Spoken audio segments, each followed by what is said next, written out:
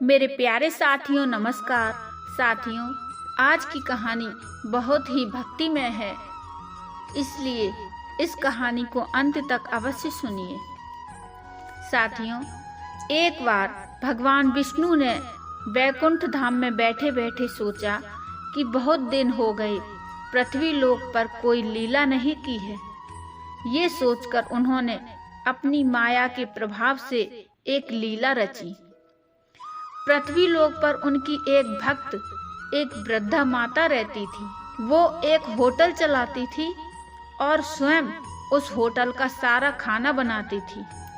भगवान की माया के कारण उस वृद्धा महिला को एक स्वप्न हुआ, जिसमें उसने देखा कि उसका अर्जित किया हुआ धन डकैतों ने लूट लिया है और उस बुढ़िया को जान से मार दिया है।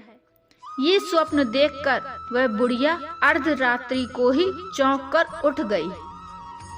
स्वप्न में देखी हुई इस घटना के कारण उसको नींद नहीं आई और वह सोचने लगी कि जिस धन को इकट्ठा करने के लिए वह दिन रात मेहनत करती रही, उसी धन के कारण बदमाशों ने उसे मार दिया। और वह सोचने लगी कि ऐसे धन का क्या लाभ। बुढ़िया को रात भर बिल्कुल भी नींद नहीं आई और वह डर के कारण भगवान का नाम लेती रही और सोचती रही कि भगवान ने मेरी आंखें खोल दी हैं। अब तो सुबह होते ही मैं मंदिर जाकर प्रसाद चढ़ाऊंगी। और सुबह की पहली किरण के साथ वह मंदिर के लिए घर से निकल गई। मंदिर काफी दूर होने के कारण वह रास्ते में एक संत की कुटिया में बैठ गई। उसने सोचा कुछ देर यहाँ रुक लेती हूँ। तभी उसे वहाँ रह रहे संत के दर्शन हुए और बुढ़िया ने उस संत को अपने स्वप्न का पूरा वृत्तांत बताया। बुढ़िया की बात सुनकर संत मुस्कुराए। बुढ़िया ने तो यह मन बना ही लिया था कि वह अपना अर्जित किया हुआ सारे धन से अपनी जिंदगी काट लेगी, लेकिन उन संत ने उस बुढ़िया को समझाते हुए कहा कि वह उस होटल को बंद ना करे, बल्कि उसको चलाती रहे और उसके अर्जित किए हुए धन से भूखे, असहाय, लाचार गरीबों का पेट भरे। और संत ने उस बुढ़िया से ये भी कहा कि इस उम्र में तुम्हें भगवान का भजन भी करना चाहिए, इसलिए तुम भोजन बनाते समय भगवान का भजन कर सकती हो। संत जी के वचन को सुनकर वह बुढ़िया मंदिर जाकर वापस अपने होटल पर आ गई और वह प्रतिदिन की तरह भोजन बनाने की तैयारियां शुरू करने लगी।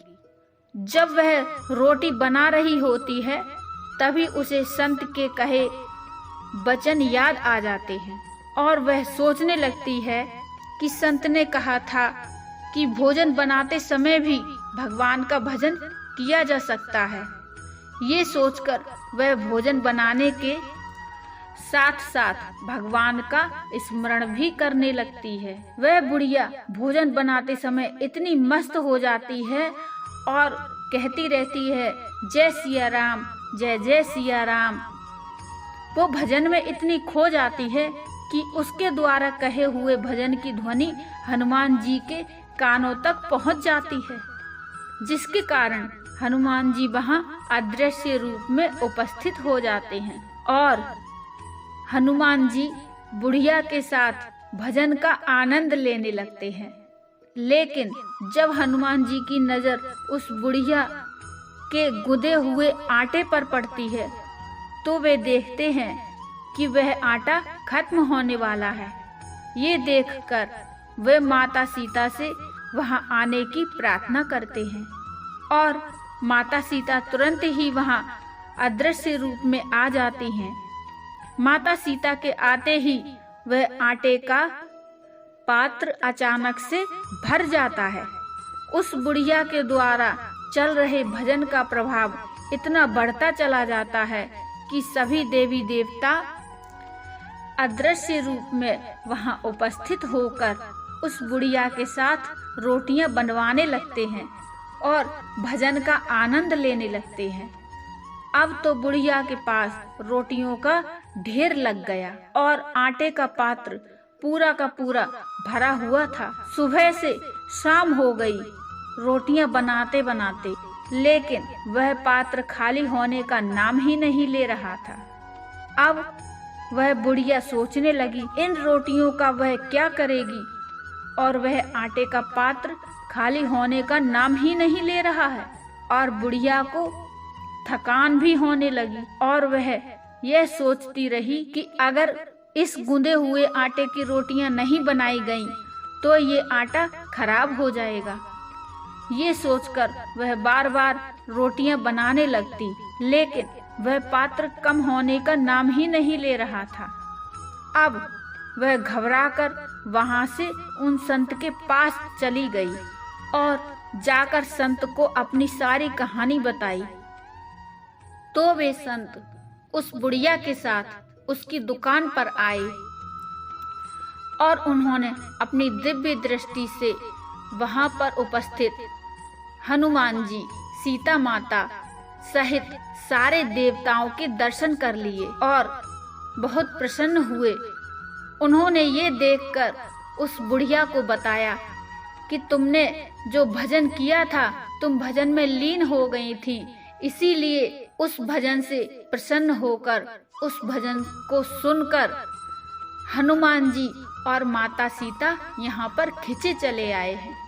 इसीलिए तुम्हारा ये आटे का पात्र खाली नहीं हो रहा है, क्योंकि माता सीता आटा गूंद रही हैं और हनुमान जी तुम्हारे साथ रोटी बनवा रहे हैं। तो उन संत ने उस बुढ़िया को बताया कि देखा भजन में कितनी शक्ति है। साथियों, इसी के साथ आज की ये कथा समाप्त होती है। कथा आपको कैसी लगी कृपया मुझे कमेंट में ज़रूर बताइए। यदि कथा आपको अच्छी लगी हो तो लाइक कर दीजिए और चैनल को सब्सक्राइब कर लीजिए। तो मिलते हैं फिर एक और भक्ति में और शिक्षाप्रद कथा लेकर। तब तक के लिए जय श्री राम।